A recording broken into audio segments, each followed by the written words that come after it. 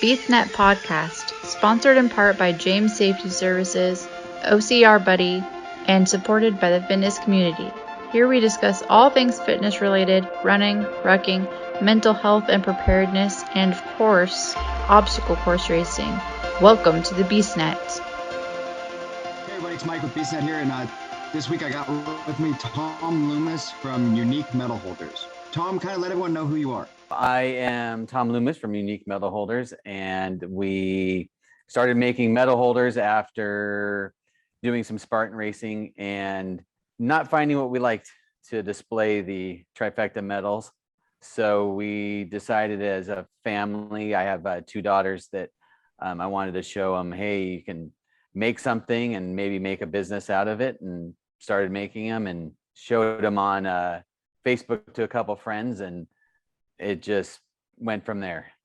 Nice. And yeah, so we're about 2 years into it, and I think we just hit about 1,500 that we've sold, and we've also sold to 12 different countries. Yeah, it's been I'm a mechanic by trade, so it wasn't like something that was planned. Well, I mean, that's pretty cool though. I mean, it's a very different type of thing. I mean, it's something that, I mean, a lot of us saw that need and you jumped on it and said, okay, I see the need and I'm going to fill it. And it's awesome. I mean, the one that I have that you sent us is amazing. I mean, that's right now it's holding my Trifecta medals from the Seattle North Trifecta weekend. So Right. Yeah, and I think last year I did that, or the year before. I don't remember when the whole COVID thing hit and what was what, but yeah, that I was up there at one point, and that was an awesome venue. It is. It's a good one. So yeah, because I did Hawaii and then the Trifecta weekend, and then just did Seattle as well. So right. And then you just tried to do an Ironman. Unfortunately, I did. I went for one this last weekend. My heart was there. I had the endurance, but I just didn't have the speed. I missed the cut at the end of the bike by 19 minutes. So I wasn't able to continue. It was a tough day. I will say that, but I learned a lot. My swim wasn't what it should have been. Some people know, some don't. I have asthma. I've had asthma all my life. And if I can't get in the water and get acclimated to it, that first hit just sets me into it, like basically an asthma attack. So, and for safety reasons, they wouldn't let us go swimming before we started. So I jumped straight into the water, and immediately my lungs were just like, nope, we're done.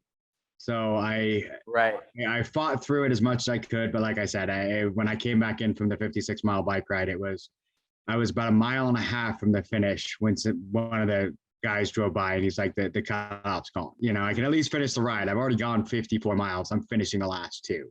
And he's like, nope, you can finish the ride, but your day's done. I'm like, okay. So I mean, it was a good attempt. It's I know what I need to work on for next time. So it gave me that knowledge that I needed. I've only DNF'd twice in my entire life, and both of them have been time hacks. So I DNF'd the Hawaii Beast one year because I missed the time hack.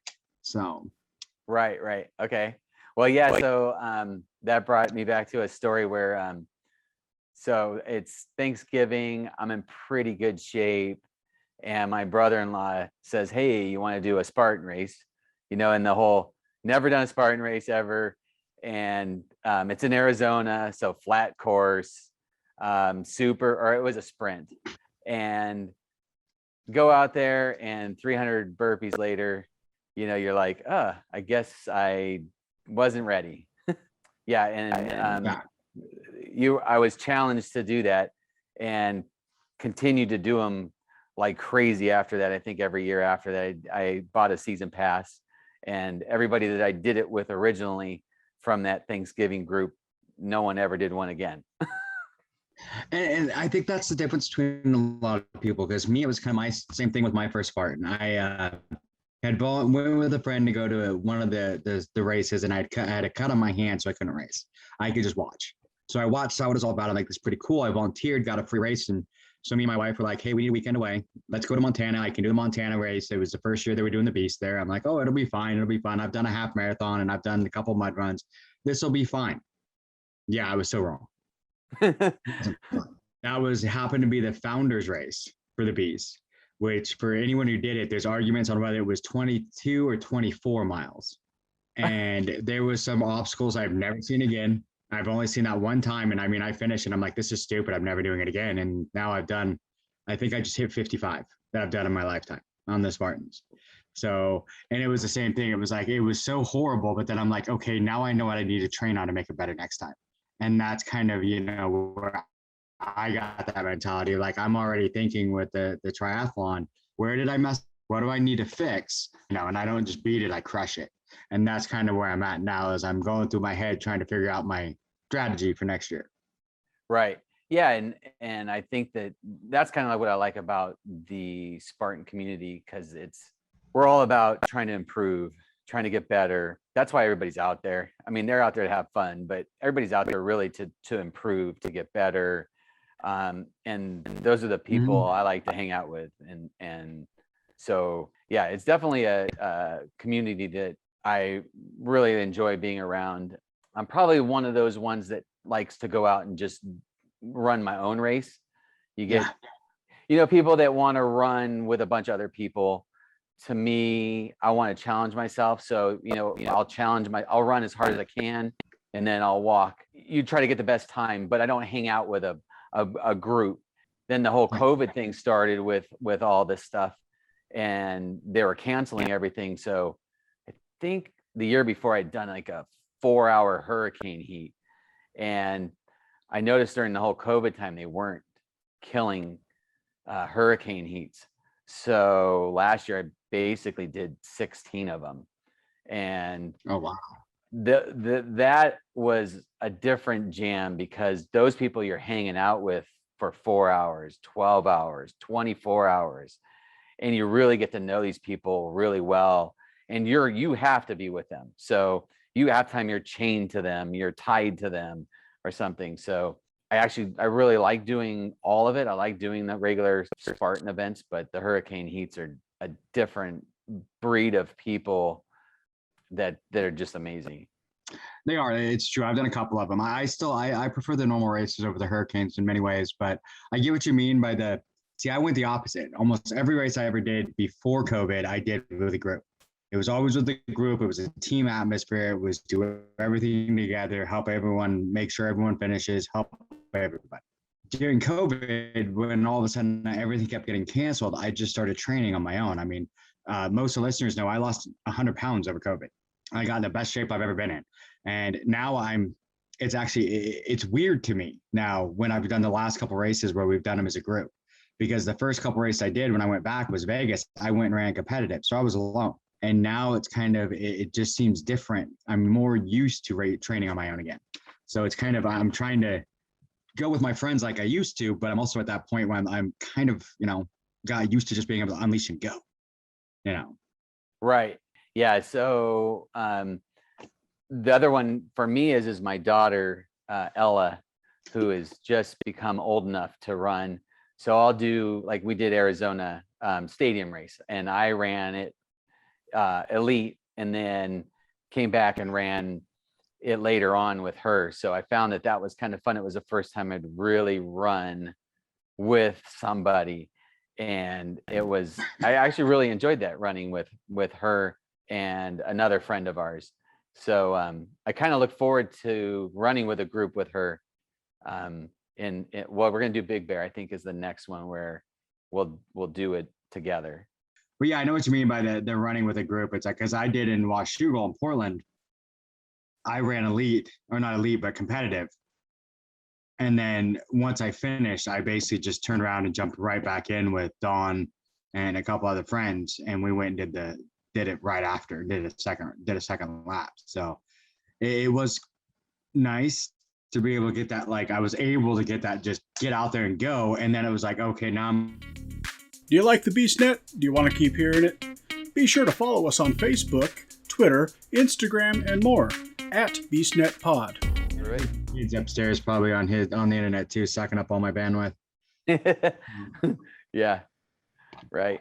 What do you got planned next? What's coming up for you? What are you hitting?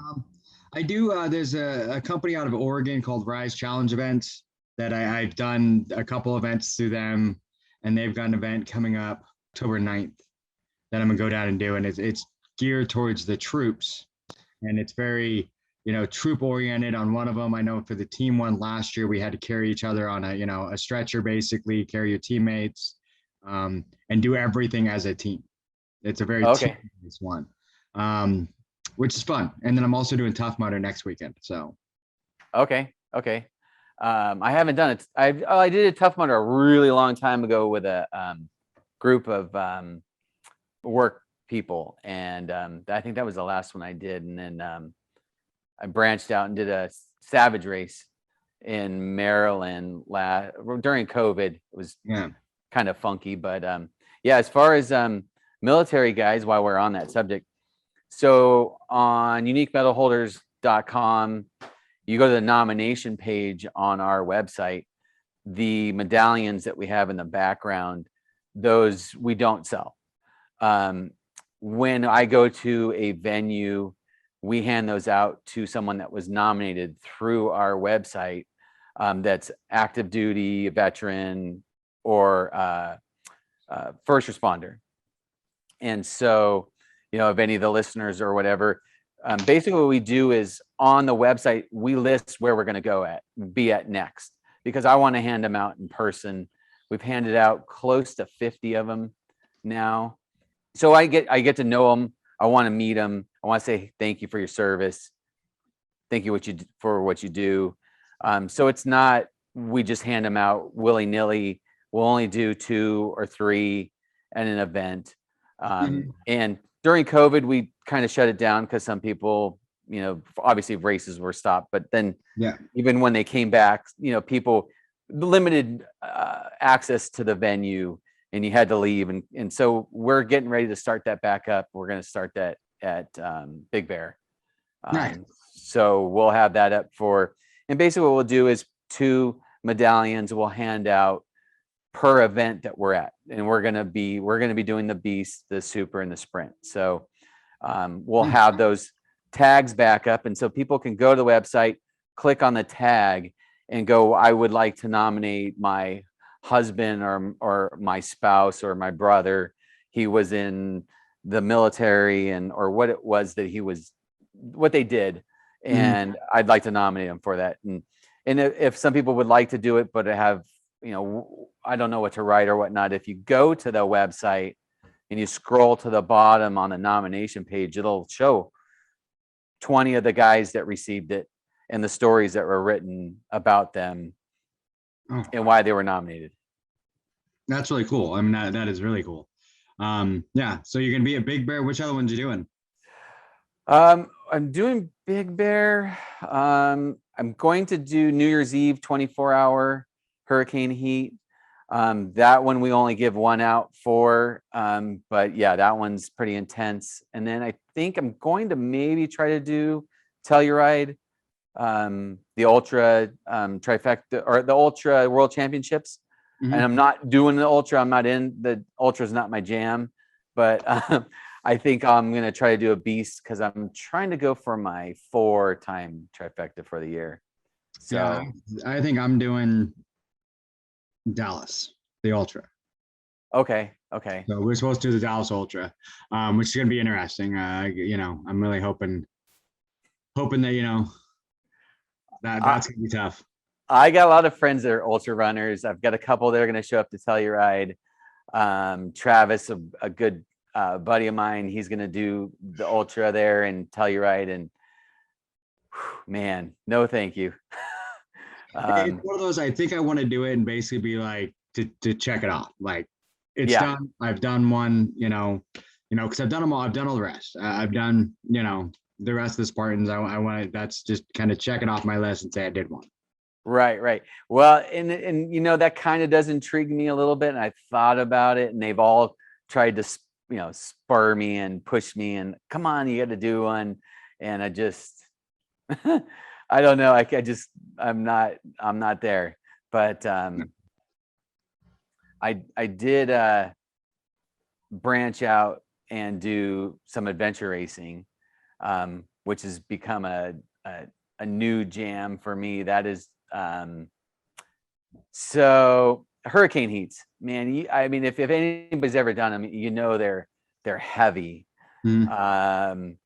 the 12 hours, a long one. And then you double it and you do the 24. And I did 2 24s in 1 year.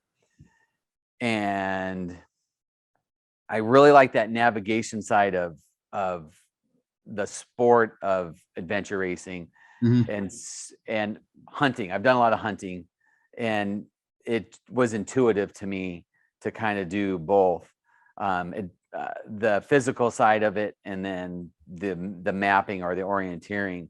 And so last year I did C2C in Florida, which was basically across the state of Florida in 72 hours on a bike, a kayak,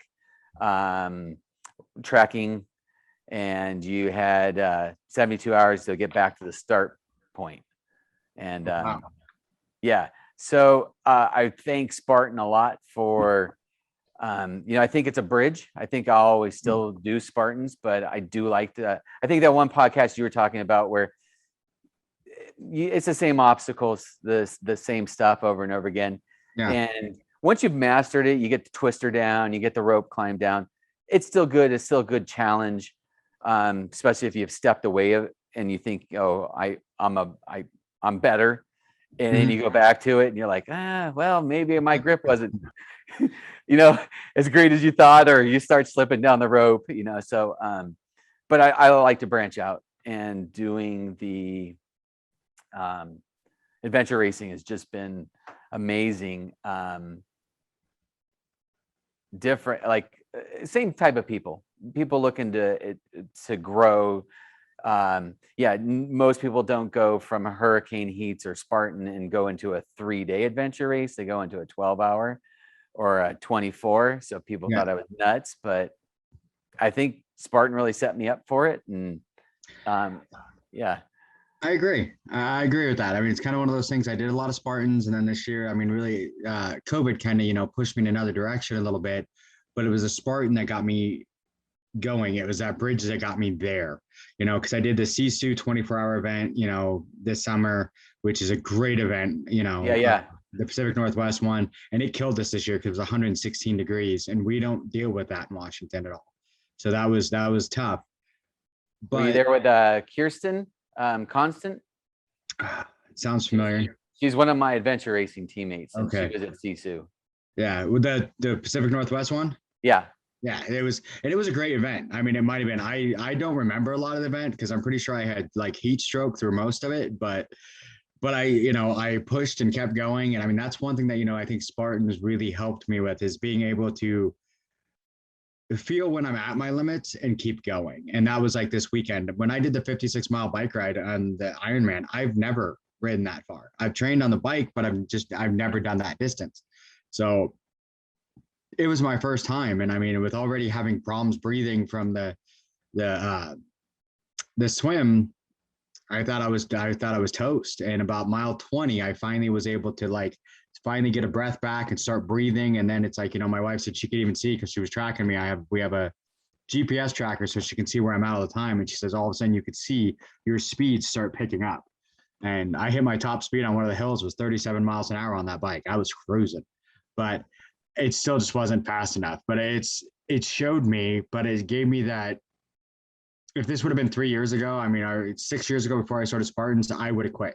I would have been like, I'm done, take me out.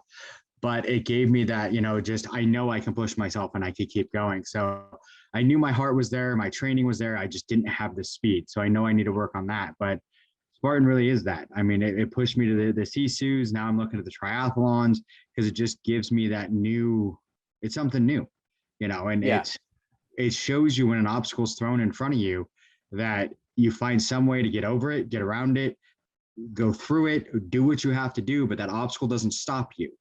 That obstacle is just something there, something between you and your goals, and you get past it. Totally agree with that. I think until you do it, you think that, and then you hit the you get used to you get used to obstacles, and you get used to I can't think of the obstacles now where it used to be plywood and now it's that new slippery stuff, and you think you get to it and you're like, so you think you can do it, and you're like, oh, it's just a change of surface, and you realize, it isn't the same. The 8-foot box, the all of that, and you have learned from progressing through Spartan to just take it on, just do it, figure it out, move on. Yeah. So I mean, like you, a couple other podcasts you said before, I totally do agree, where it's kind of it really is a stepping stone for other things. And I mean, like I said, I still continue to do them, but definitely branching way out. And that's me. I'm going to continue doing them, but now it's, I'm branching out for other things, because now I'm seeing, okay, if I can do this, what else could I do? I mean, it's them. Battle Miles is another one that I've used a lot. Oh, yes. Help me. Yes. I love Battle Miles. Yeah. To help push me and keep me going. And it's finding those challenges and stuff that just keep me going. So, which does bring me to another question. Are you going to expand your medal holders to do other things besides just trifectas? So actually I'll see, let me see.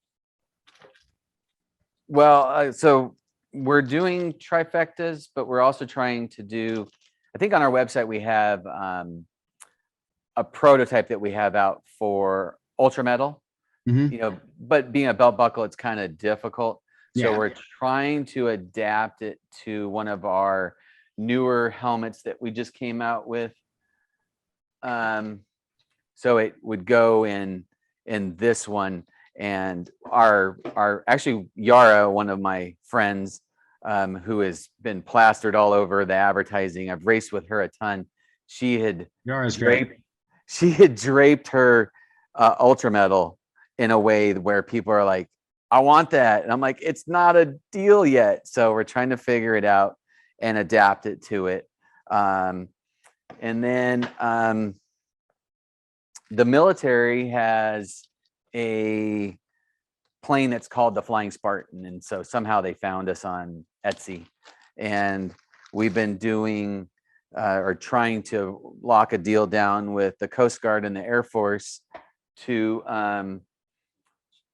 so this is a Trifecta Holder spear with a base that holds your deltas, but we're doing a deal where their in essence their challenge coin goes in it, and it becomes a retirement out medal deal for them. And obviously it doesn't have the deltas in it, but it has their coin that would go in place, and then it's a retirement out, and then the laser etched in the front here, the who it was when they retired out and whatnot. So we're branching out with other things. Oh, that's awesome. That's pretty cool. Yeah, because I was just thinking about, because for me, it's like one thing. I mean, I'm sure if anyone is on my Facebook, I haven't taken a picture of it in a while, but I have a wall in my gym that is just covered in medals with stuff hanging from it. And that's one of the things I've tried to figure out, because right now what I have is basically a pegboard,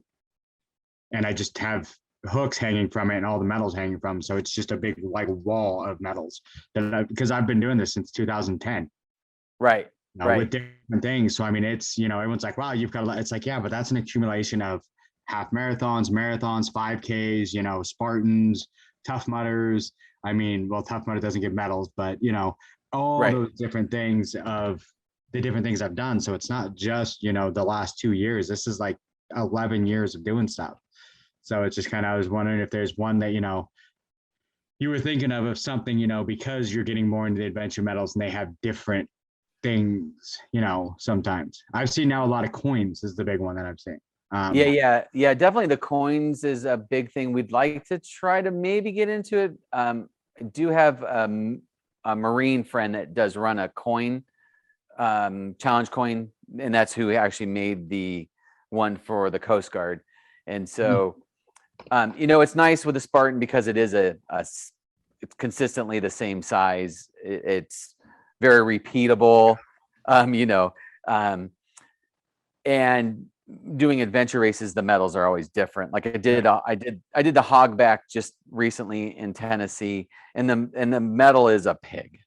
So it's kind of hard to make a universal holder. Like my Sisu medal. Yeah, right. It's literally a chunk of wood that was cut off a branch that they've like etched into it. Yeah. So, I mean, which is an amazing. It's cool as hell, but it's like you couldn't even make this to fit everybody's Sisu medal because they're all different. Right. Because they're actually from a different cut of the branch. Right. Yeah. So I mean, we kind of got lucky, I guess, in a way by doing this. We've definitely thought of trying to do other types, but it's one of those ones where it's repeatable. There's a huge market for it. We have sold to 12 different countries, as far as Philippines, Europe, China, all over the place. So I think really when it comes down to it, it's just one of those ones where it's repeatable. Yeah. In that, but well, like the original one was the helmet, like we sent you, the face on, and then we branched out to this style, and we're trying to come up with other ones, other versions that people like, and yeah. Which makes perfect sense. Like you said, it's a repeatable one. I mean, it's one of those things. I've seen some of the other styles where you can hang the medals from them, which is another thing. I mean, it's different styles for different things. But it's funny because now all of a sudden it sounds bad, but a lot of people have gotten to a point where they're getting away from the hanging medals because it's like, okay, like me, I've got a wall full of them. Right. It's like, because like my Sisu, which you can almost see, is the calendar, or it's a clock. That's got a put on it. It's way back there on the back wall, but that was my third place medal from the Sisu race. So well, the other one is that it makes me think of a funny story where I was racing with a guy that I've known for, I think it was David Craig, I think is who it was. And I, I'd seen him around. He's been around for a long time. And I asked him, how many do you have? And he goes, I think he said he referenced it in pounds. He didn't even reference how many he had. I think he goes, the last time I weighed it was 300 and something pounds. And I was like, what? And he goes, yeah, I don't even count them anymore. I just weigh them. So, and then the funny thing is I just saw him post a picture of him laid out on his stairs from like top to bottom of his stairs, all the ones he had. And he, otherwise, then I think it did just go back into a box. Yeah. So to me, I know when you do it like that, it's maybe doesn't mean as much, but there's probably a few when you first started, or the trifecta that I got when I did it with my daughter. Those are like key ones you want to momenta size or whatever. I agree. I think it's one of those things when you first start, it's kind of, because if you look at like my wall, like the first, like I think 2 years of Spartan, I even took my headband and attached it to the medal so I could keep them and now it's like the last couple of years, the headband's in a pile, the medals are just kind of hanging. Yeah. I mean, because there's just so many. It's like, it's the t-shirts. It's the same t-shirt all year long. And it's like, okay, I've got 6 of them now. What do I do with them? Like this year I've done 4 trifectas already. Right. So right. that's 12 shirts, 4 of each type. And you're like, right. I don't need all of these. And you only need so many painting shirts. Yeah. Yeah, pretty much. Or, I'm gonna go cut some wood. Let's throw a Spartan shirt on. That's pretty much it. They're my workout shirts. Or when I go for a run, it's usually a Spartan shirt, or it's Spartan, or one of the other ones that I have. I mean, I got a drawer that's just full of like, these are my workout shirts that I'm just gonna wear when I go run. Right. Yeah, no, I definitely understand that one. The one thing talking about branching out was we would screw some up, in the process of making them, and they're actually made from real bronze, real silver, and so the coating on it, it's actually a coating that's real, that gets infused into the 2-part epoxy system that we use. And when we would screw them up, the finish would be bad. So we would paint them silver, and then we started dipping them. So I don't know if you can see it, but like that is dipped, and it has the military Marine anchor pattern into it. Yeah, that's pretty cool. So we do that. And then we do the American flag. So we were trying to do some different ones. Let's see if the fireman one. We have an Army one that's really cool, but I've sold out of it, and so I'm trying to get a new one. But this other one would be firefighter. So Nice.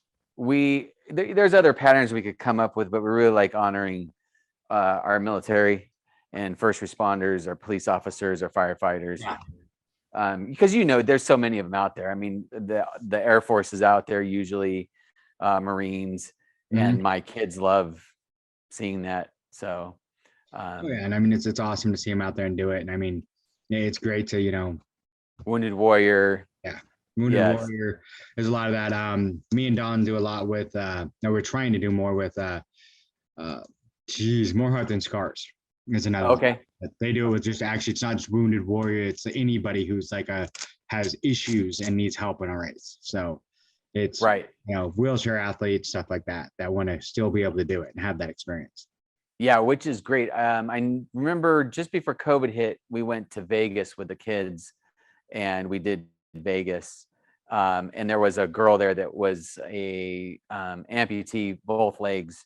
And we gave her some stuff and product, and got to meet her, and then later we got to see her race, and the girls were like, "Oh my God, Dad, that was just amazing what she was able to do." And she had a lot of help, but yeah, that spurred us to help more and do stuff like that.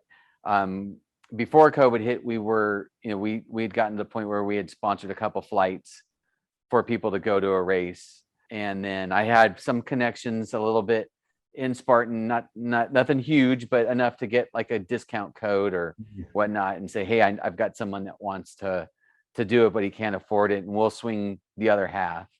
So we try to do what we can for the community, because it's done, a lot for us. Yeah. And that's it. I mean, you have to kind of, go with the community.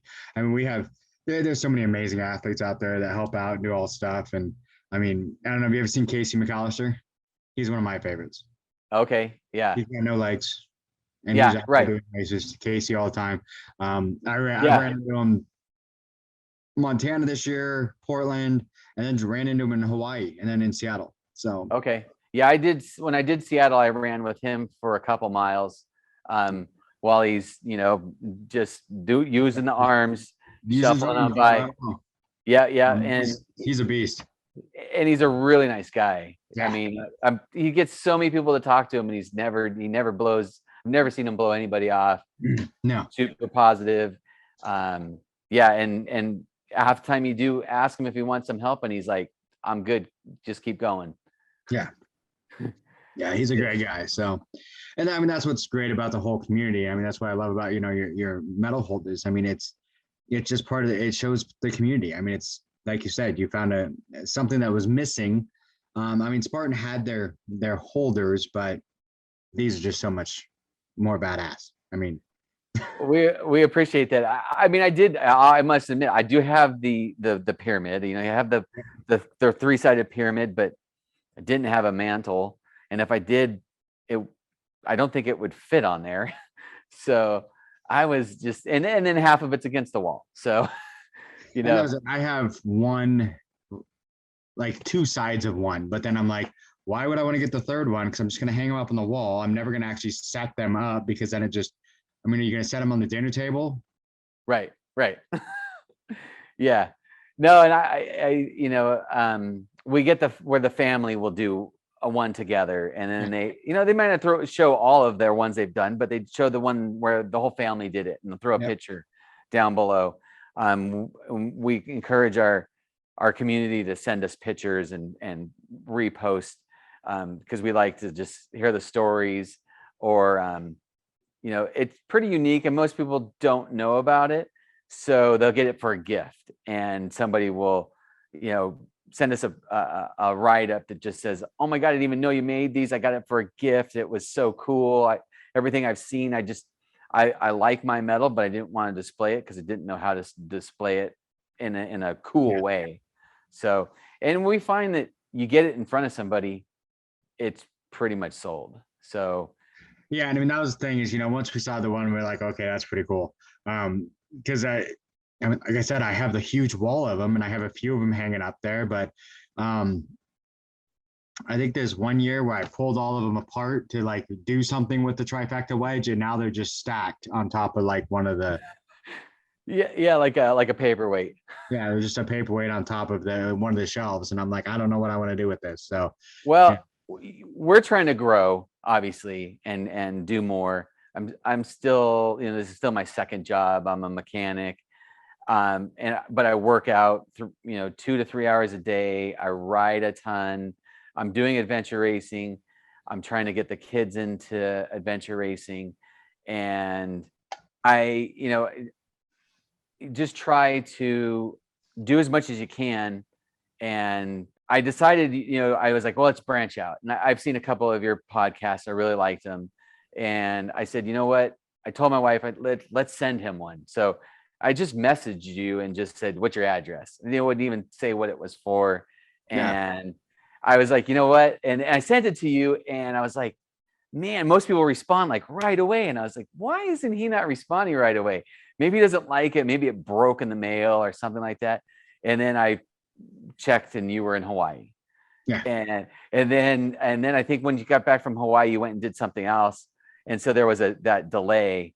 And I was like, I just didn't know. And so I was like, oh my God, most of them just like go crazy. Too, it went to Dawn and not me, because Dawn usually the PO box goes to Dawn.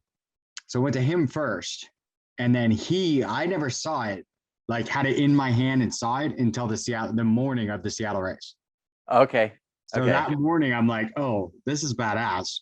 So I went and did the race, and immediately that's when you saw the picture, like after the race, where I that Sunday after the race, I put them all together and took the picture of the whole weekend. And I'm like, this is probably the best. I really wish I would have had it in Hawaii, because that would have looked amazing, like stuck in the sand with the whole Hawaii, right. weekend. But just to even having it in Seattle was, it was awesome. I mean, like I said, I didn't see it till Sunday morning, so I'd already done the Beast on Saturday. And Dawn showed up Sunday to do the sprint with me, the super and the sprint. And he's like, oh, here, I've been meaning to give this to you. So that was the first I saw of it. I'm like, oh, damn. Right. Okay, cool. I always like to hear that the first response, because it is, like I said, it is pretty unique.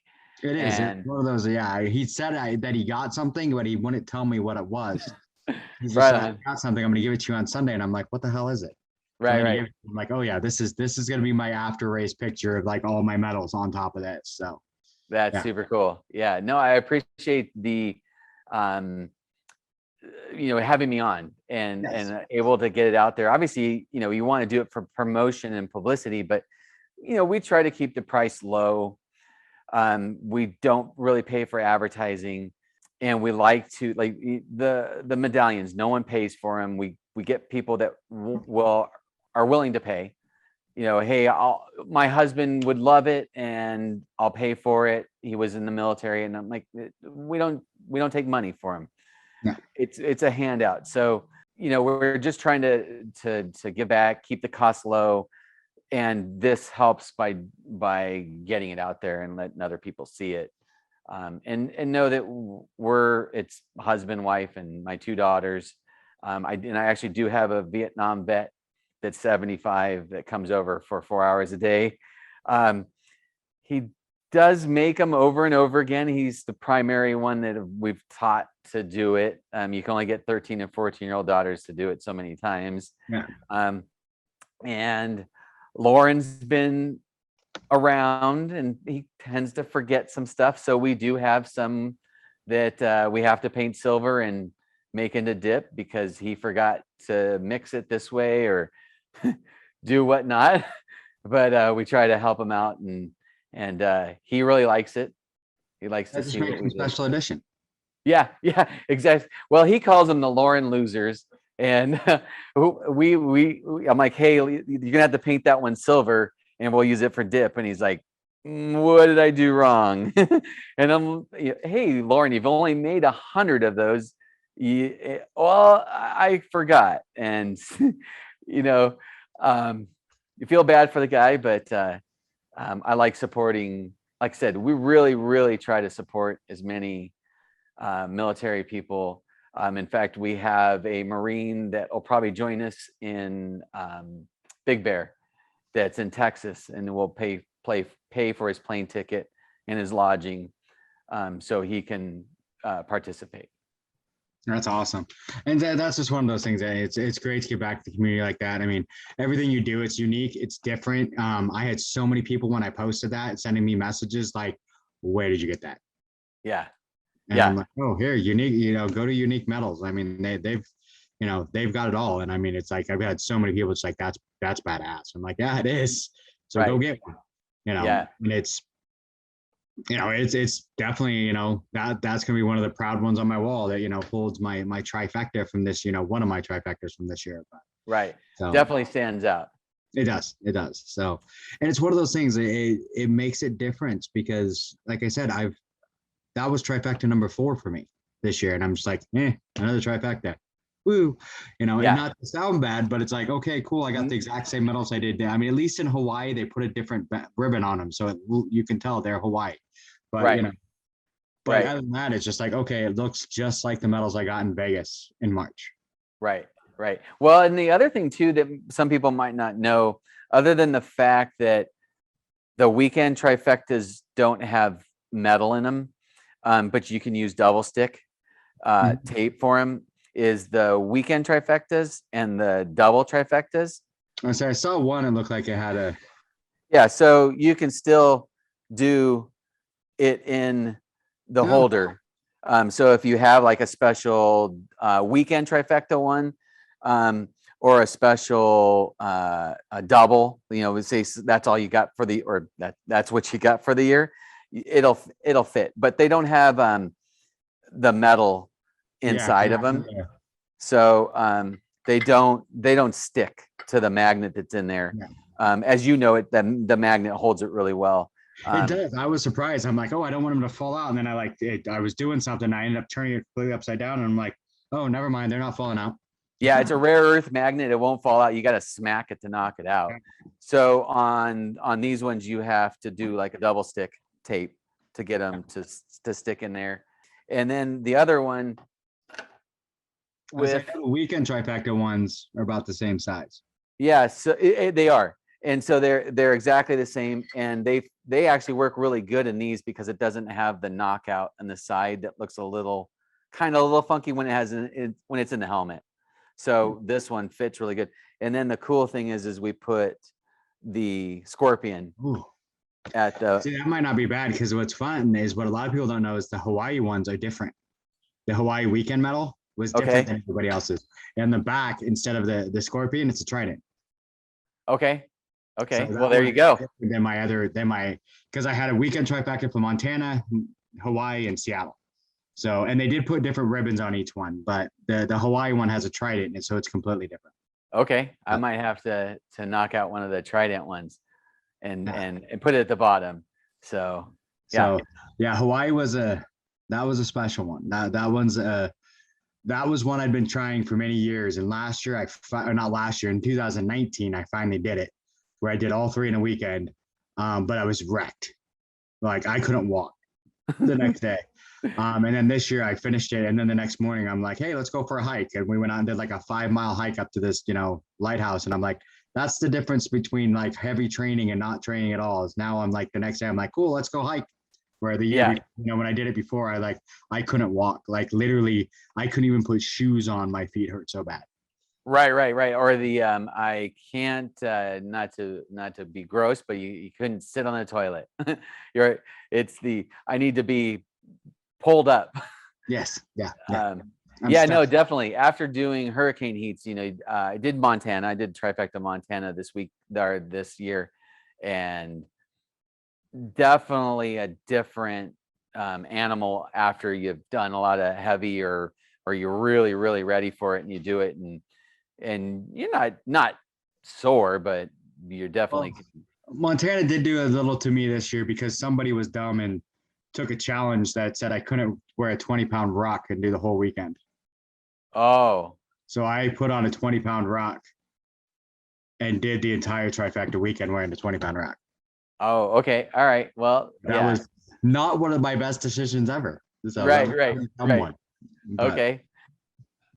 That would be pretty rough, especially the rope. Yeah. I'll be honest, I took it off for the rope. Oh, okay. But there's a video of me doing bender where I've got it.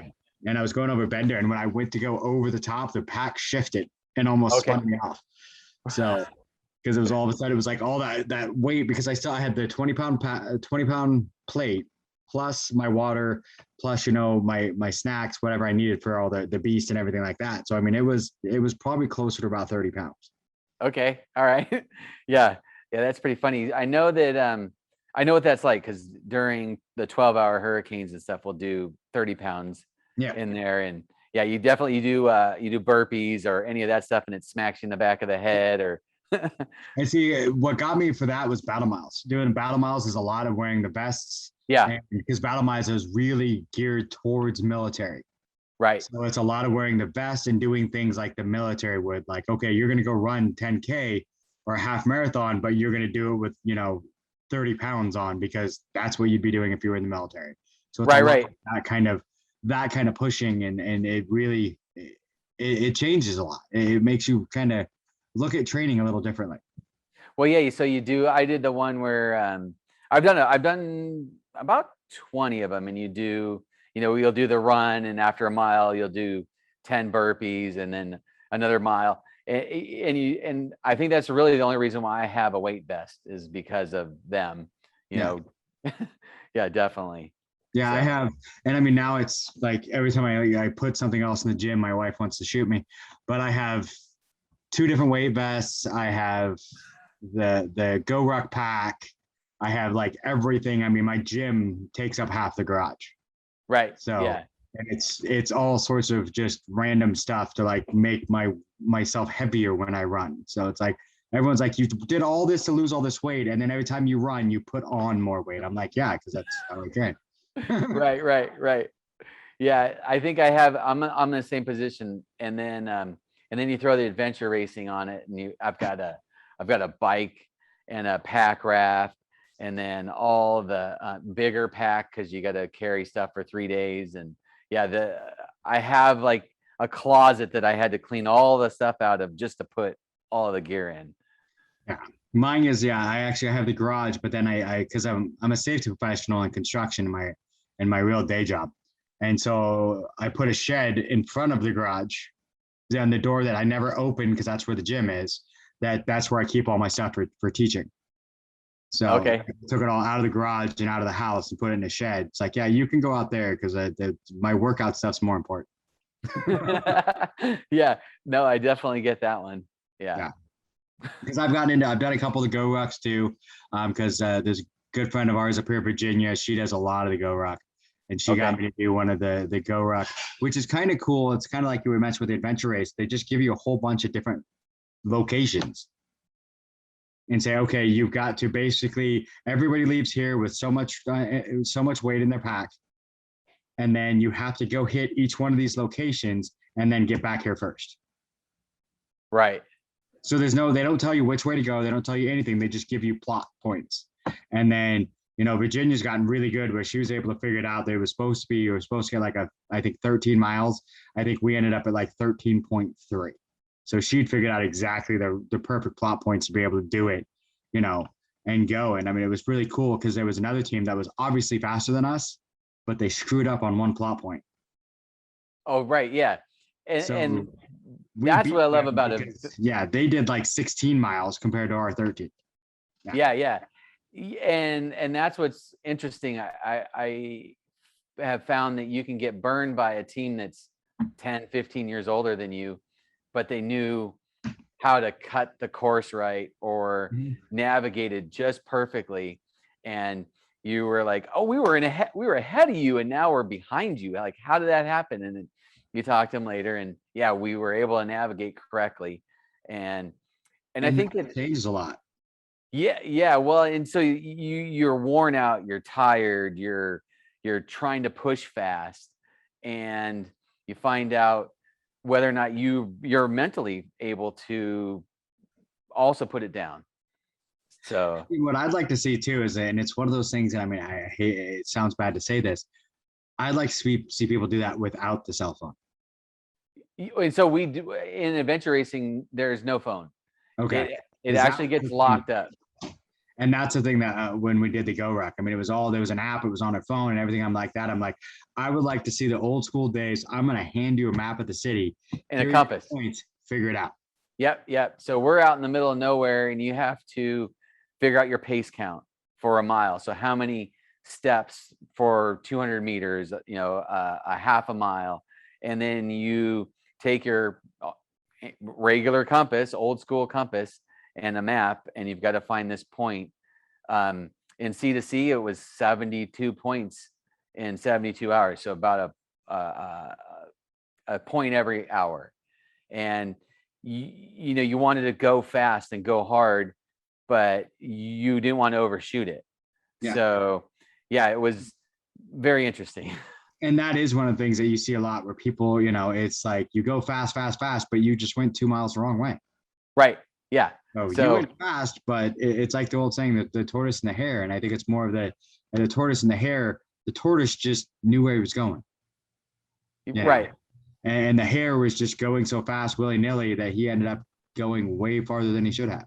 And I think that happens a lot in those races where all of a sudden it's like, oh, you were just barely moving and I was running like mad. And how did you beat me? Because you went way out there and probably did 10 miles more than I did. Right. Yeah, definitely. It definitely makes you think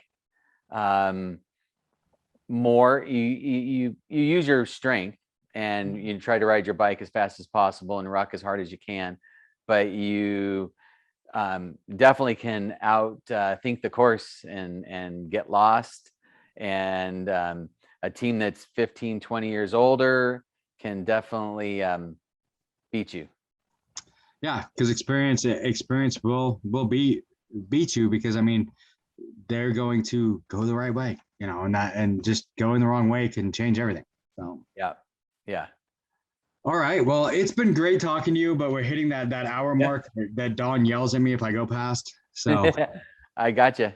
He says everyone's attention span ends right at the hour mark. So I think and I agree. It's, if you actually look at the analytics, it's about 48 minutes. But there you go. It's been amazing talking to you. I love your medals. It's great talking to you. We should have you on again sometime and just talk about some of the other adventure races you do, because I mean that sounds like a blast. Yeah, definitely. So let everyone know where they can find you. We'll make sure that when we post this, we'll put on links to get to, find unique medal holders. And if you guys have not looked, any of the listeners, go right now and look for unique medal holders. They're amazing. So our website is uniquemedalholders.com. And then I will admit that website is not the best. So if you have a hard time functioning through it, there are actually 2 tabs on the home page where you can go to our Etsy website, which is definitely a lot better. And that one is Unique Medal Holders US on Etsy. And you can see reviews, you can see what people wrote about it. I will admit at this point, we have had no bad reviews and over 250 reviews on there. So we do everything we can to make sure everybody likes what they have bought, and pretty much it sells itself, and we've learned how to pack them. So you'll get it, and everybody usually tends to love it. Which they should, because they're amazing. So. Thank you. I really appreciate it. And I appreciate you having me on. Oh yeah, it's been great. I mean, it's fun talking to you. I love meeting other people. And I mean, especially small businesses. I mean, you do a great product. It's great. Like I said, I love mine.